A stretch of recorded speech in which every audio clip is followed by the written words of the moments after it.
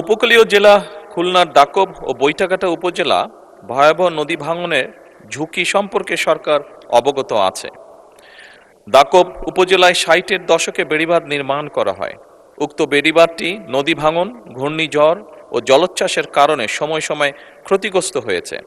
সেজন্যই দাকব ও বৈঠাকাটা উপজেলাবাসীর জীবন ও সম্পদ রক্ষায় টেকসই বেড়িবাঁধ নির্মাণ এবং নদী ভাঙন রোধকল্পে সরকার বেশ কিছু পদক্ষেপ গ্রহণ করেছে, যা সংক্ষেপে আমি তুলে ধরতে চাই।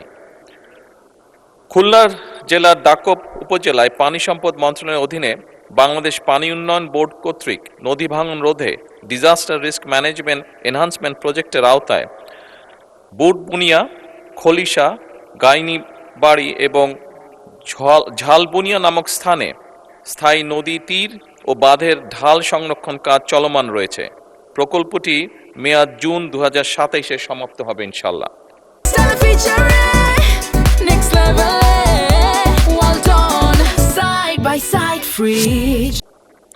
এছাড়াও মাননীয় স্পিকার, জলবায়ু পরিবর্তনের ঝুঁকি মোকাবেলায় খুলনা জেলার দাকব উপজেলায় উপকূলীয় 15 নম্বর 31-এর পুনর্বাসন প্রকল্পটির প্রকল্প দলিল বর্তমানে যাচাই বাছাই পর্যায়ে রয়েছে। প্রকল্পটি বাস্তবায়িত হলে দাকব উপজেলাবাসী ভয়াবহ নদী ভাঙনের হাত থেকে ইনশাল্লাহ রক্ষা পাবে।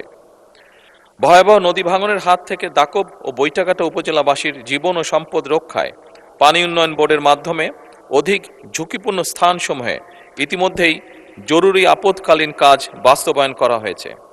আগামী বর্ষা মৌসুমের পূর্বেই দাকব ও বৈঠাকাটা উপজেলায় ঝুঁকিপূর্ণ বেড়িবাঁধগুলো বাস্তবতার আলোকে ইনশাল্লাহ সংস্কারের পরিকল্পনা রয়েছে।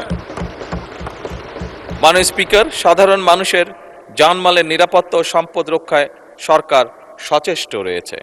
এ লক্ষ্যে পানি উন্নয়ন বোর্ডের মাধ্যমে ভাঙ্গন প্রবণ স্থানগুলো নিয়মিত তদারকি এবং জরুরি প্রয়োজনে দ্রুততার সাথে সংস্কার কাজ পরিচালনার পরিকল্পনাও সরকারের রয়েছে। মাননীয় স্পিকার, ধন্যবাদ।